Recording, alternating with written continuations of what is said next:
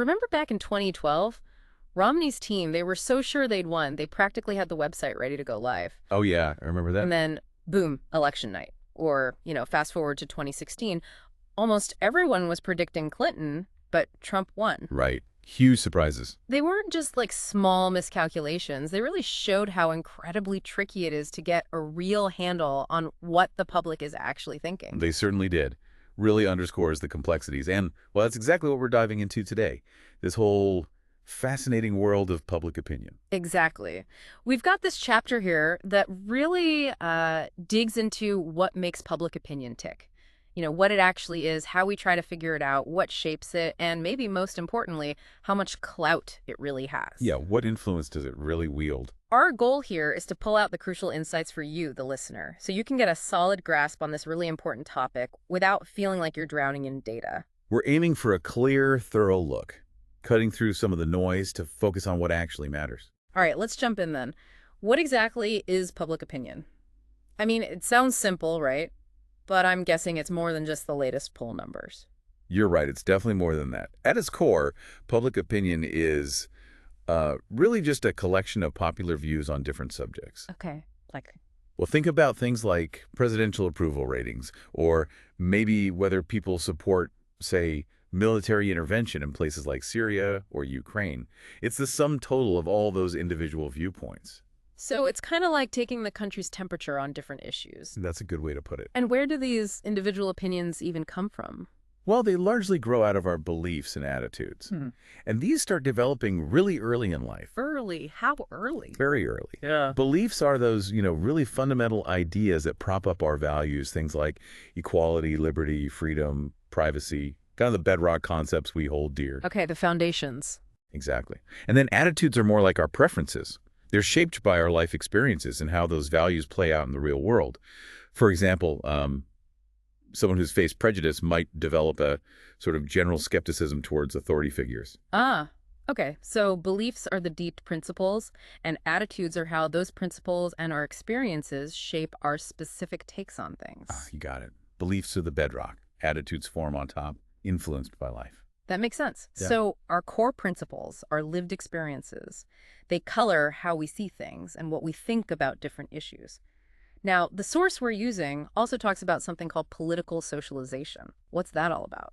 Right. Political socialization. It's basically the process where we learn about our country's political world, how it works and how we're sort of expected to behave within it. It's like learning the rules of the game. Kind of. And it's a lifelong journey, but it starts really young. Think about a little kid watching their parents vote or seeing flags everywhere, hearing leaders speak on TV. Those are all early forms of political socialization. So it's like soaking up the political atmosphere around us from day one. Pretty much, yeah. And our source mentions schools play a big role too. How does that work?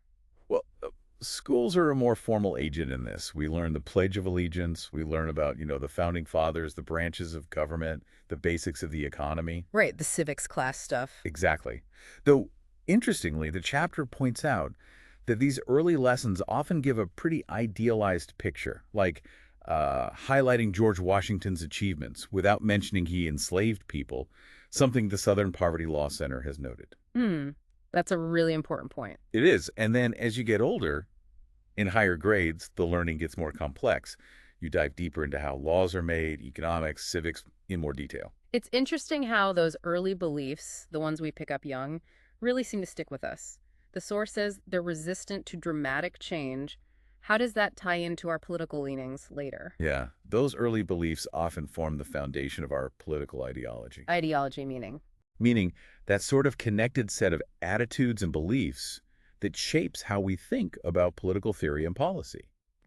And while our ideology isn't set in stone, it can shift subtly with new information or circumstances. Those core beliefs, they tend to stay pretty stable. Unless something really big happens. Exactly. Unless something really significant shakes things up. The source gives some powerful examples, like families who lost someone on 9/11 often becoming more Republican, or people who were active protesters back in the 60s and 70s tending to stay politically engaged for life. So major events can actually trigger these big ideological shifts across society. Absolutely. Think about the Great Depression that led to a huge shift away from the Republican Party. Or more recently in '94, the Republican takeover of Congress was another big turning point. And now we hear so much about polarization. Right, that's another major trend, increasing political polarization. What does that actually look like in terms of public opinion? Well, the chapter we're looking at cites a Pew Research study. It tracked the gap between Democrats and Republicans on fundamental value questions over decades. And what did they find? They found a really significant increase in the percentage difference in agreement on those questions between 1987 and 2019. It just shows how far apart the two parties have moved on core issues, especially things related to, say, the role of government. Wow. So it really feels like we're living in a time of pretty deep ideological divides. Okay, so we've talked about how we develop these views and ideologies, but what are the main sources feeding into this? The source calls them agents of political socialization. Exactly. These are the people, the groups, the institutions that give us information and help us figure out the political system and how to make decisions. And the big ones, as our source highlights, are family and school. Family seems obvious. We grow up listening to them, seeing what they do. How strong is that influence, really? It's huge, especially early on. Kids pick up on political chats at home. They often know who their parents are voting for. And studies show a really strong link between parents' party affiliation and their kids, especially if there's strong party loyalty in the house. So if mom and dad are strong Democrats, the kids likely will be too. Often, yeah. Our source actually has a figure, 6.4, showing that correlation. Now, if parents don't have a consistent affiliation, kids are more likely to end up as independents. Interestingly, though, some research suggests that while the party ID often comes from family, the intensity of those beliefs might be more shaped by peers during adolescence. Interesting nuance. Okay, and we touched on schools already. What's their ongoing role beyond just the pledge and the basics? Well, school provides that more formal political education: history, government structures, economics. As students get older, they learn more details, maybe even do some civic volunteering. Advanced courses push more critical thinking about the U.S. and the world. So family and school are the heavy hitters, but the source also mentions social groups and media. How do they fit in? Right. Social groups like religious institutions or just your friends, they also have a pretty big influence. Religious groups often teach about moral issues that connect to political views on things like abortion or the death penalty. Like the Ted Cruz example at Liberty University. Exactly. And Yeah. friends and peers, Yeah. we trust them, Right. right? So the information we get from them often sinks in easily. Social media is huge here too, obviously, but it comes with risks. Echo chambers, potential for manipulation like we saw hints of in 2016. Yeah, the social media piece is complex. Fact. And then there's the traditional media papers, TV, now the internet. They used to be the gatekeepers, right? How's well, that changed? Yeah, they were the main gatekeepers for a long time, deciding what news got out. That power has lessened a bit with the internet and social media, obviously, but the media still socializes us through framing, Framing. how they choose to present information. Think about coverage of a protest. Is it framed as a riot because of some property damage? Or is it framed as a protest, focusing on the reasons behind it? Ah, I see the angle they take. Precisely. The source uses the example of demonstrations after the deaths of Michael Brown and Freddie Gray, framing them as riots versus protests definitely affects how people perceive those events. That framing idea is really powerful. And the source also talks about covert versus overt content in media. Right. Covert content is political info presented like it's neutral, hiding any bias. Overt content is upfront about its viewpoint. Think commentators like Rush Limbaugh or publications like Mother Jones. They wear their ideology on their sleeve. Okay. So all these agents, family, school, friends, media, they all mix together to shape our individual attitudes and beliefs. And that ultimately leads to our personal ideology. Exactly right. Our ideology comes from the attitudes and beliefs we hold and, crucially, how we prioritize them. The classic example is the guns versus butter debate. Military spending versus social programs. Right. Which one you prioritize says a lot about your ideology. Our source uses some hypothetical examples, different people with different views on education and healthcare, to show how these priorities place you on the political spectrum. Okay, I think we've got a good handle on what public opinion is and what shapes it. Now, the big question, how do we actually know what it is? How do we measure this stuff? Right, measurement. That brings us to polling. We've come a long way from the early, kind of informal straw polls. Straw polls, like just asking random people in the street. Sort of, yeah. Or asking people leaving a voting booth or other non-random groups. Modern polling, though, aims to be a science. It needs really careful design and execution to accurately reflect what a larger population thinks. But we've seen polls get it spectacularly wrong sometimes, haven't we? The Literary Digest in 36, Dewey beats Truman in 48, even some more recent misses. What went wrong there? Those are classic examples of why scientific methods matter. The Literary Digest poll had a biased sample. They polled their subscribers, people with phones, car registrations, basically wealthier folks in the 30s. Skewed results. Totally skewed. In 48, a big issue was they stopped polling too early and missed a late surge for Truman. More recent misses sometimes come down to not correctly identifying who is actually a likely voter. It really hammers home how crucial careful design is. So what does a proper scientific poll involve today? What are the key steps? Okay, first you identify the population you want to study, who are you interested in. Then the crucial part, build a random sample, Random meeting. meaning everyone in that population has an equal chance of being selected, like drawing names from a hat, theoretically. This is getting tougher now with cell phones versus landlines. Right. And finally, you need a representative sample. The demographics of your sample age, gender, race, etc. should mirror the demographics of the overall population you're studying. And sample size. We always hear polls mention the number of people they talk to. How big does it need to be? It depends on the population size and how accurate you need to be. For national polls, you often see around 1,000, maybe 1,500 respondents. That doesn't sound like that many people to represent the whole U.S. It seems small, but if the sample is truly random and representative, it can be surprisingly accurate. There are diminishing returns, though. Making the sample much bigger doesn't always make it proportionally more accurate, and it gets way more expensive. Okay. And then there's the margin of error. What exactly is that telling us? The margin of error is super important. It's the wiggle room. It tells you the range within which the true opinion of the whole population likely falls. So if a poll says 50% support something plus or minus 3%. It means the real number is likely between 47% and 53%.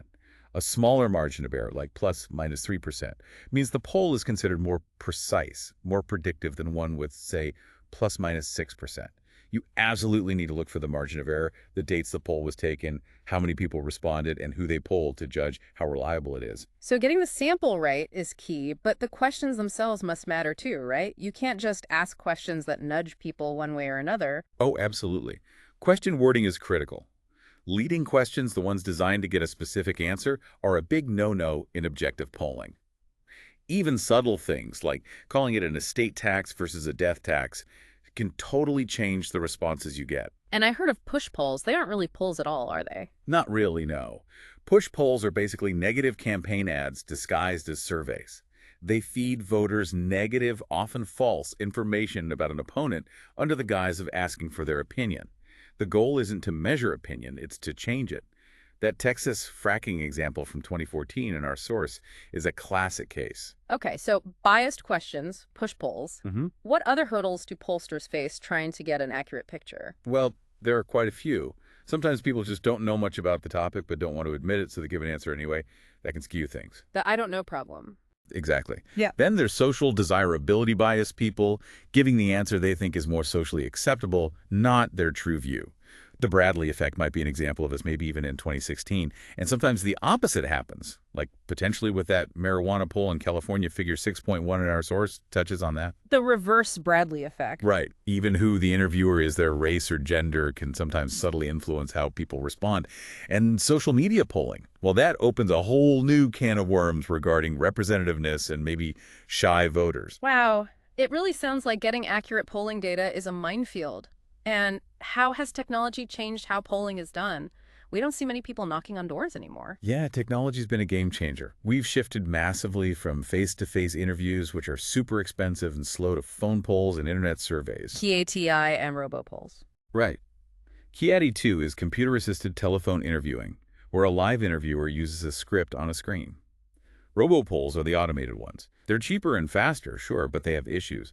Robopolls often have low response rates, and they can't legally call cell phones because of the Telephone Consumer Protection Act. Which is a huge problem now, since so many people, especially younger people, only have cell phones. Exactly. And internet polls have their own challenges, like making sure people only vote once and verifying who they actually are. So even with all the tech, Accurately measuring public opinion is still really complex. Okay, so we know how it's formed, how we try to measure it, but what does the public actually think about stuff? Is opinion generally stable, or does it shift around? Well, those core attitudes and beliefs we talked about, they tend to be pretty slow to change. But ideology, that can be more fluid. Life experiences can definitely shift things. Think about a student maybe becoming more conservative after entering the workforce, or a teacher's view on unions changing over their career. What causes those shifts? It can happen if the original beliefs weren't very strongly held, or if people just don't know much about an issue and their opinion is easily swayed, or simply growing older, moving away from family influences. And our source mentions heuristics, mental shortcuts we use. How do they play into forming opinions? Right, heuristics. They're crucial when people don't have tons of information, which is often the case. Political party ID is a huge one, just voting for your party's candidate. The party label shortcut. Exactly. Candidate background can be another, especially in local, nonpartisan races where you don't have the party queue. And endorsements from groups people trust, like, say, Planned Parenthood or the NRA, can act as a shortcut, too. So if a group you like endorses someone, you might just go with that. Pretty much. It saves you the effort of deep research. Hmm. But the key thing is, opinions base heavily on these heuristics. They tend to be less stable, more open to change if new information comes along. It also seems like demographics are massive predictors. The source points out big differences based on gender, race, age, income. Oh, absolutely. Just look at the exit polls from 2020 or 2016. Figure 6.12 shows some of this. You see clear patterns. Men and women often vote differently. Different age groups lean different ways. Racial and ethnic groups have distinct preferences. Shared experiences within these groups often shape their political views. And it's not just individual demographics, right? The source mentions Elazar's work on political culture at the state level. That's a great point. Elazar argued that different states have distinct political cultures, sort of ingrained ways of thinking about government and politics, and that influences the overall ideology and opinions in that state. Think about the different attitudes towards, say, gun control in California versus Texas. That reflects different political cultures. Okay. And the source also mentions the workplace and political elites. How do they fit in? The workplace can socialize you, especially if you're in a union or a strong professional organization. They might push certain views on relevant issues. And political elites think prominent commentators, respected journalists, political leaders, they can definitely shape opinion, especially in the short term, by framing issues and giving cues. Like Jon Stewart or Tom Brokaw back in the day. Exactly. But their credibility is everything. Lose that, like the Brian Williams example the source mentions, and you lose your influence fast. So, bringing it all together, what are some of the big areas where we see public opinion playing out today? What does the public generally think about key political issues and institutions? Well, the source hits on several key areas. Take the two-party system. Despite Democrats and Republicans dominating, there's actually a lot of frustration. More and more people identify as independent, and a majority consistently say they'd like to see a viable third party. Interesting. What about shifts in who supports which party? Yeah, there are definite generational and cultural shifts. Millennials and Gen X tend to lean more Democrat, while the silent generation is more Republican. And the growing multiracial population also tends to lean Democrat. What about bread and butter issues, the economy, social policies? On the economy, perceptions can be mixed. In 2021, for example, people felt better about their personal finances than the national economy overall. Compared to a decade prior, there was actually more support in 2019 for increasing spending in most areas, especially education and veterans benefits, and less worry about deficits post-COVID in 2020. And social issues, always controversial. Always. There's a general feeling the government gets too involved in moral issues. Abortion remains deeply divisive. Views on the Affordable Care Act have actually become more positive over time. Same-sex marriage support has skyrocketed since the 90s, though debates on religious freedom persist. And then you have ongoing debates about gun control, immigration, where there's support for a path to citizenship, and growing support for legalizing marijuana. And COVID, of course, started with shared concern, but quickly became partisan. And finally, how does the public view the institutions themselves? The president, Congress, the Supreme Court. We usually track that through approval ratings. Presidential approval tends to start high and then drift downwards, though big events can cause spikes, like Bush after 9/11, or dips. Congress usually doesn't fare too well, does it? Historically, no.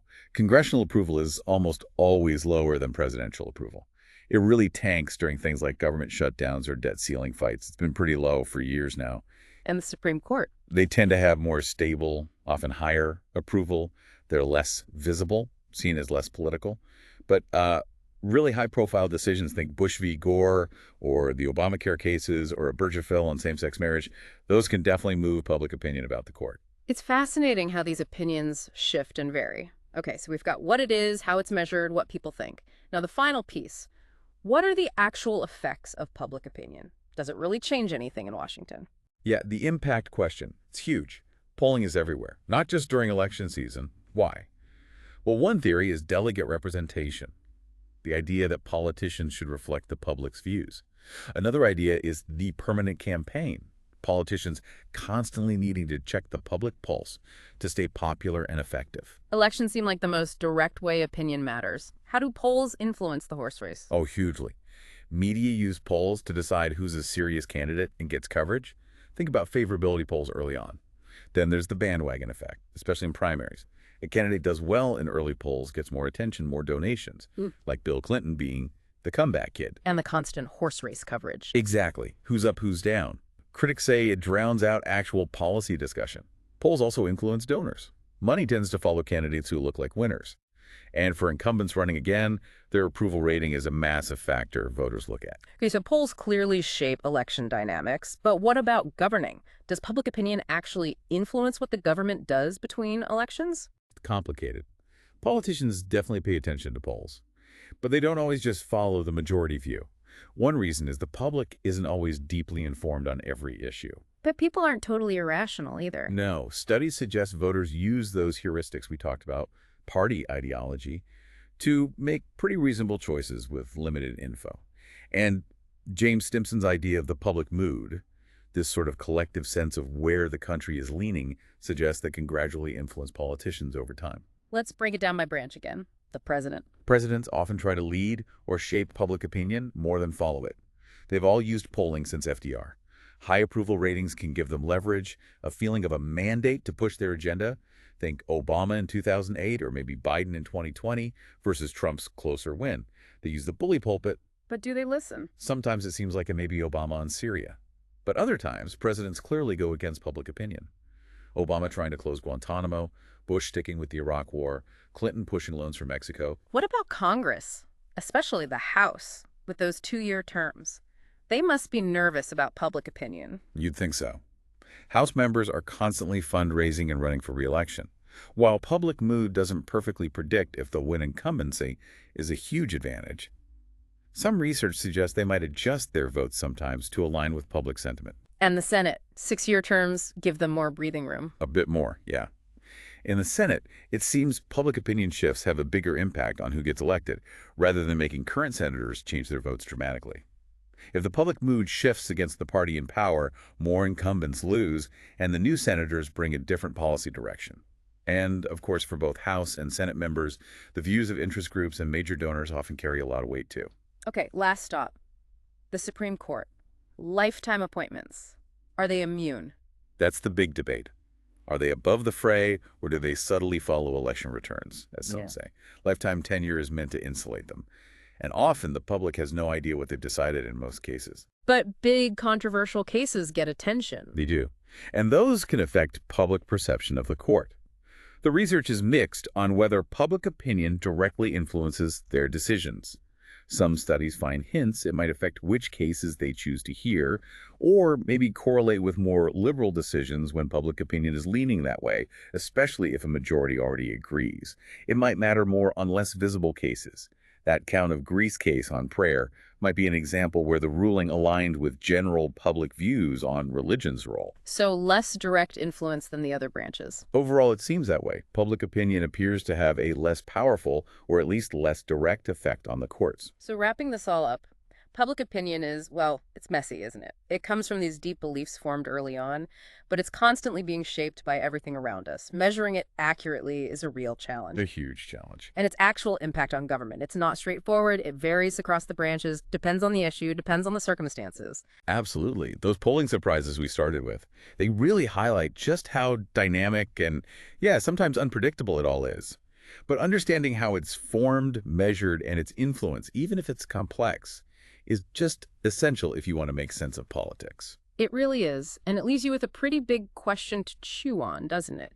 Given all these complexities, the potential for misinformation, the role of heuristics, how much should public opinion actually drive policy decisions? Is there some ideal balance between just reflecting the polls and providing, leadership even when it's unpopular? That's the fundamental tension, isn't it? Yeah. Representation versus leadership. Definitely something for you, our listeners, to think about. Maybe consider your own political journey. How did your opinions get shaped? What influences were most important? It's a fascinating process to reflect on.